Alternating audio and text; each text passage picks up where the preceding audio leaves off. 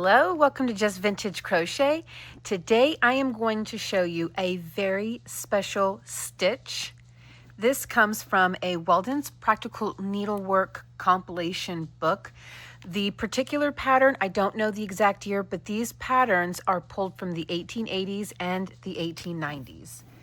So this is the stitch pattern I want to show you today. It is a Tunisian stitch and it is very, very simple. So there you go, get a good look at that. So with this, any size hook, any size yarn will work.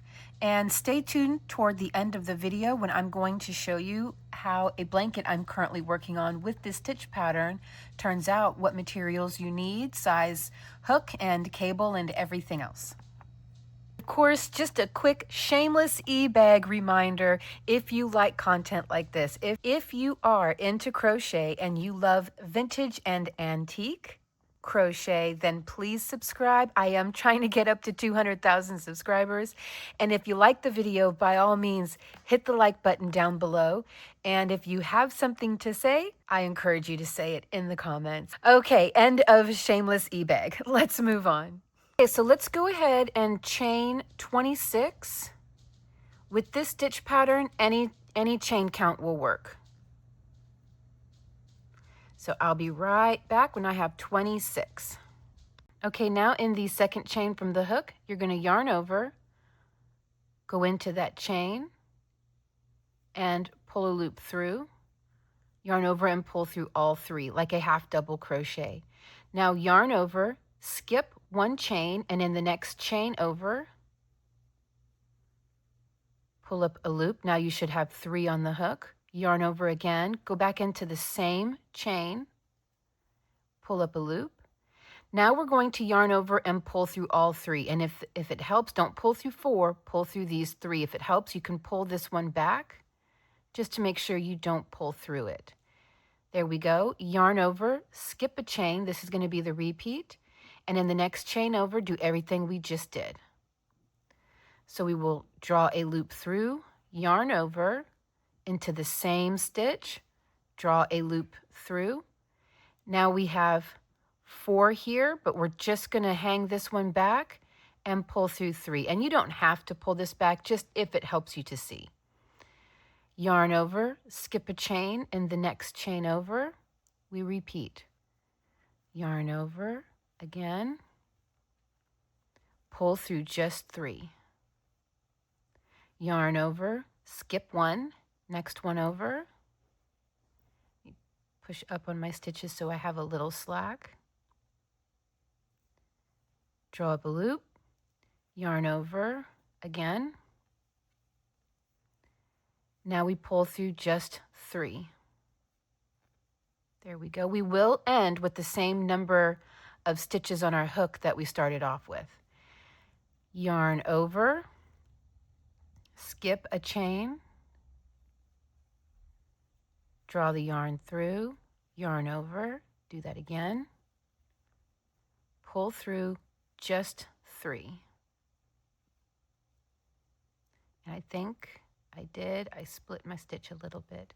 The next row up will be much easier. So the chain, the foundation row is a little bit fiddly, but then it gets much easier. Yarn over, skip, and the next chain over.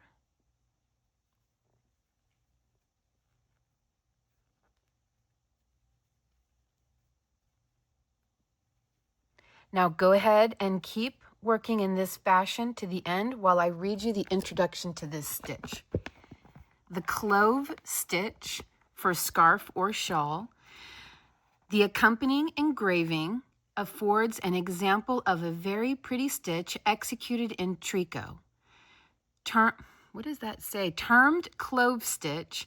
This is the stitch that is so extensively employed in the making of the scarves worn in winter by the Eton college boys. And certainly a stronger or more durable stitch could scarcely be found for the purpose. A scarf may be worked shortways or lengthways as preferred.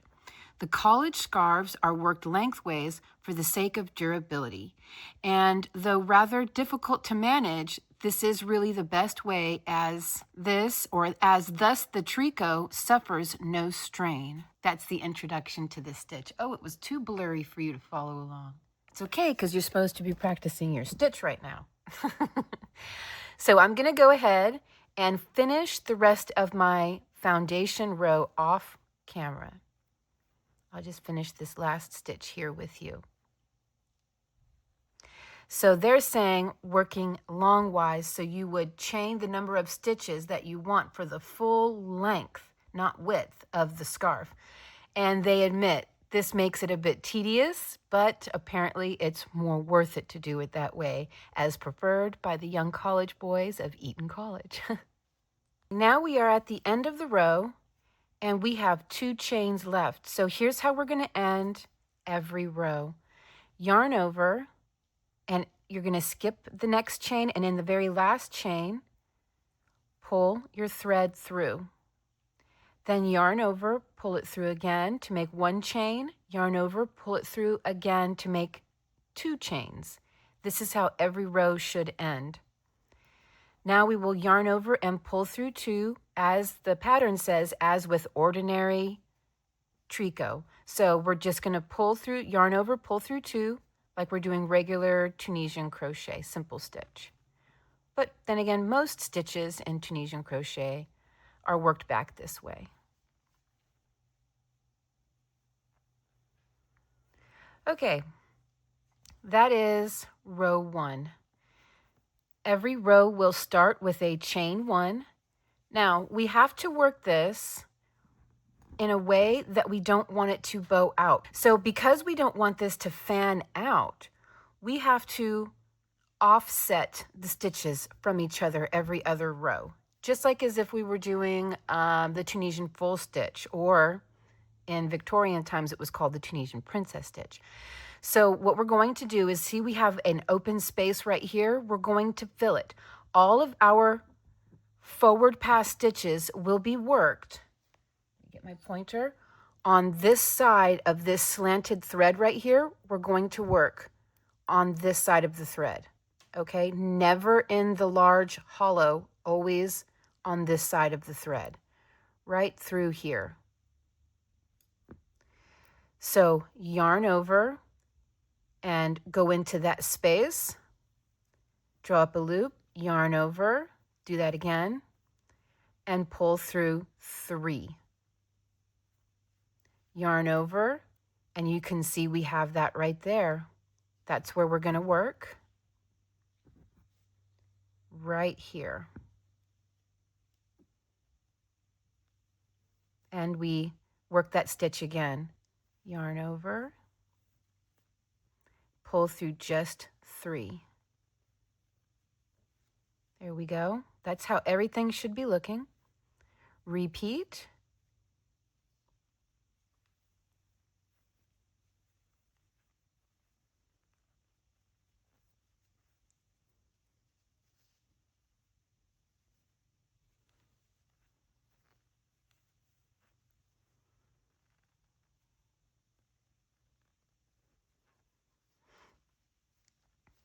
Again, right here.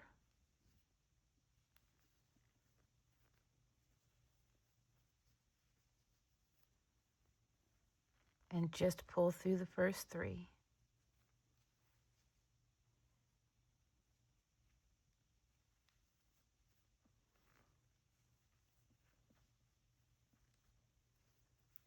Of course, if you work your stitches too tight, like I might be, then pulling through the first 3 could be a bit of a struggle, because that middle stitch right there is wrapped very tightly around the hook because it's just a yarn over, you know.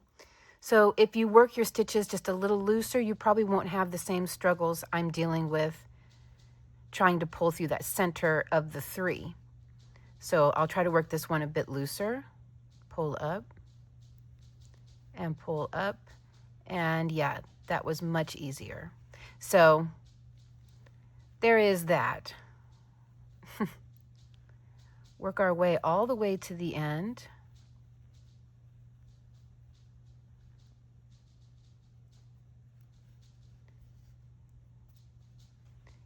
Second to last stitch.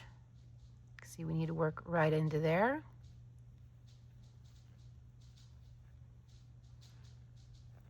And over here, we still have a strand right here. And we're going to work on this side of that strand, right up on those chain twos, right there.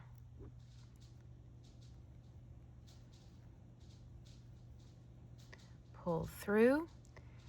Now we will yarn over, find the second chain up. There's chain 1, chain 2. If you turn to the side, you will see the side of the chain. Here is the leg of the chain and then the back bump of the chain. You want to try to get underneath both of those. Just like that. Pull through, then chain 1, chain 2. Every row will end with 2 chains. And then yarn over and pull through 2 all the way back. Pull through 2, yarn over, pull through 2, all the way back. Now this next row, we will work a little different because we want to keep our work straight. Of course, there is a way you can turn this into a shawl. You'll want to start with a lot less chains. And instead of working the way I'm about to show you the next row, just keep doing what we just did. This will be considered an increase, and you will just slowly continue to increase and your work will go on the bias. Okay? If you did it like that, your work will slowly start to stretch out like that. And you can create a shawl this way by constantly working in the last loop made and in the first as well. But we're not going to do it that way because we want to keep our work straight for a scarf. Or you can make strips and sew them together of different colors and make a blanket with this. But the way you would make a shawl is by not doing what I'm about to show you and just keep working row 1. Okay, to simplify the instructions, if you want to make it a shawl, then it's a row 1 repeat. Instead of a row 1, row 2 alternate repeat.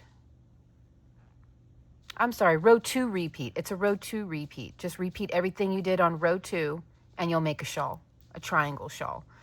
Okay, now for row 3, because yeah, you don't want to do a row 1 repeat. That's my bad. A row 2 repeat and it'll work out. So now we need to skip this space, and it's easy to tell when we need to skip it because it's nowhere near as open as this one is. See how open this is and how this is not so open? We have to skip over that. So we will chain 1, jump over to the next space here and start working our pattern repeat.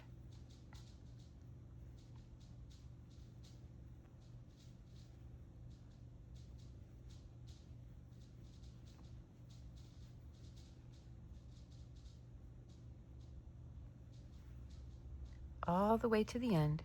Obviously, I mean not halfway. Do you guys ever say that?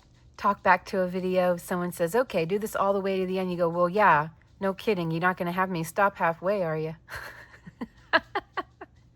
I'm just teasing. No, I'm not. It's like, thank you, Captain Obvious.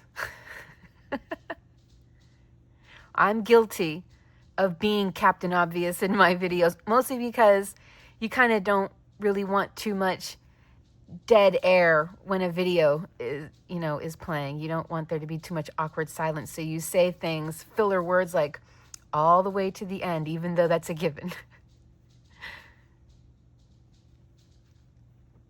Okay, so to prevent this end from going out, we're going to ignore the last space. So this is the second to last space here. You see we have a line here and a bar here and a bar here. So we're just going to work on the other side of this bar. And then that's it. Now we will yarn over, skip over this stitch. And in the second chain up, 1, 2, we work into that, chain 1, chain 2, and you see now it's straight. And then we just work back.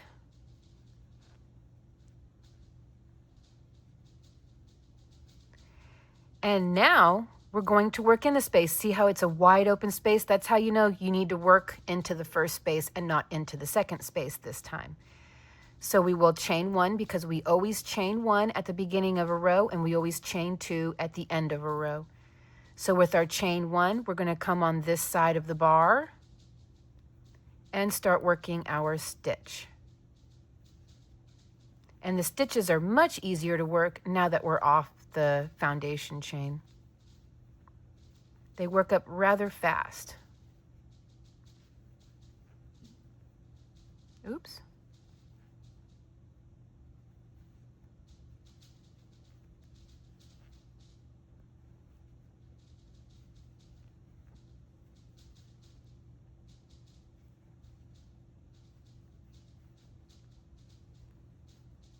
Yep. There we go.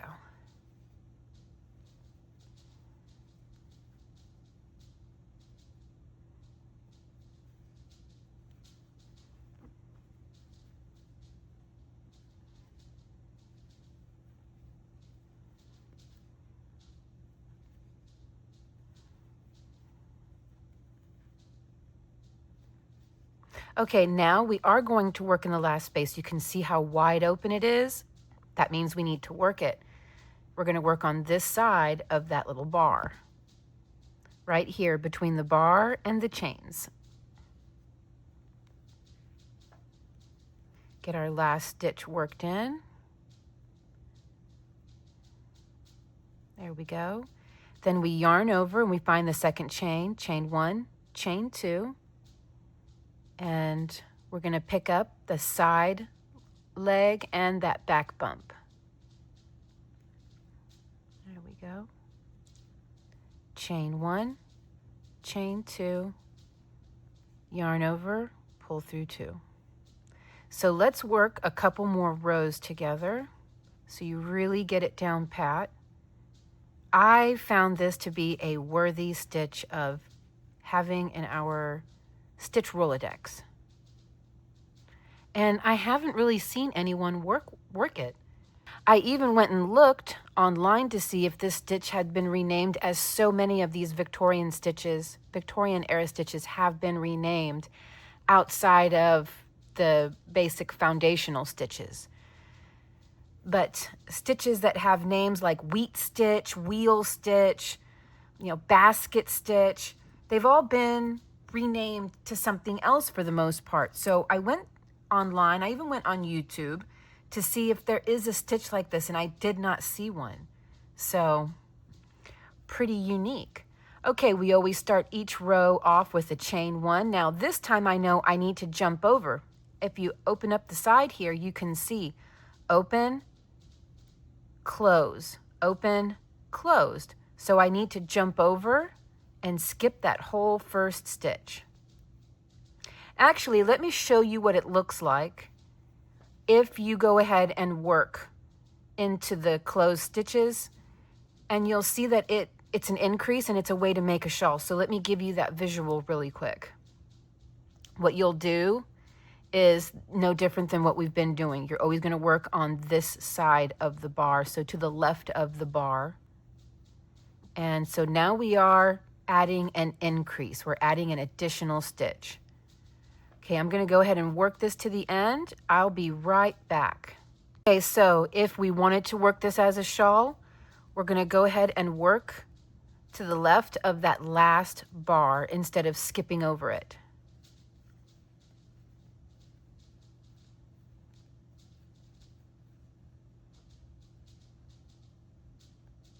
And then we end in the usual manner by counting 1, 2, the second chain up, and then working 2 chains. 1, 2, and then just go ahead and work back. So I'm going to work a few rows. I'm going to work a few rows of increases so that you see what that looks like. Just to show you real quick, once again, we don't skip anything. If you want to work increases, you're just going to work the very first space to the left of the very first bar, always with a chain 1.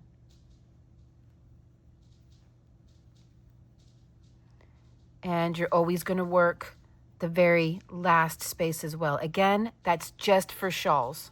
So there you go. This gives you a pretty good visual of what it would look like to try to work this as a shawl. Again, I would start with just like 2 or 3 stitches to start, and then just keep working your way out like that. So I'm going to undo this and work a few rows, and then I'll show you how to bind off.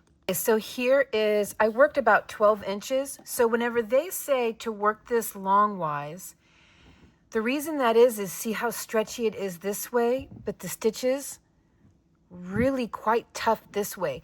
So to work it longwise, all your little bean looking stitches would actually be in this direction, just super duper long. Okay, binding off. So we're going to bind off the usual way with Tunisian crochet. Of course, we are going to start with a chain 1.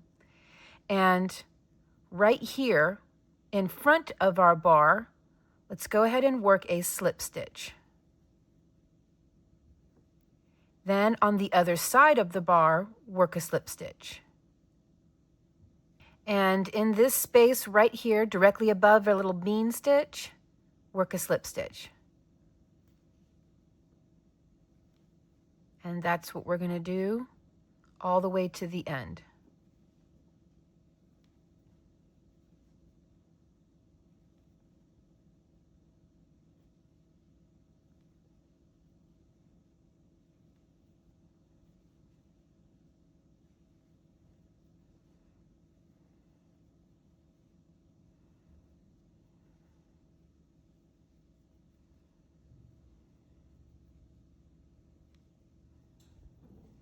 Just like that. Really, if you don't want to bind off, it doesn't say this in the pattern, but I'm just looking at this. This is pretty tough. And it looks a lot like the bottom. So if you didn't want to bind off, you could probably just chain 1 on the end here, because this isn't like a normal Tunisian stitch. You could probably just do your chain 1 here. And like that. And then just weave in your stitches wherever you can. Weave in your end wherever you can, because this, tough, and it looks good. It looks even to the bottom. I would say you don't even need to bind off with this pattern, in my opinion. But that's how it looks whenever you offset every other row from each other. So you can see here I have where I skipped, where I didn't, where I skipped, where I didn't. Same over here. And of course, if you don't, it goes out. So that is the 18, let's see here, volume 11. Okay, this is gonna be late 1800s or late 1880s or very early 1890s. Because I believe we have a total of 17 or 19 of these volumes. So volume 11 probably would have been like 1888 or even 1890. So late Victorian era, about sometime within the last 20 years of the 1800s is whenever this stitch was being advertised in this book.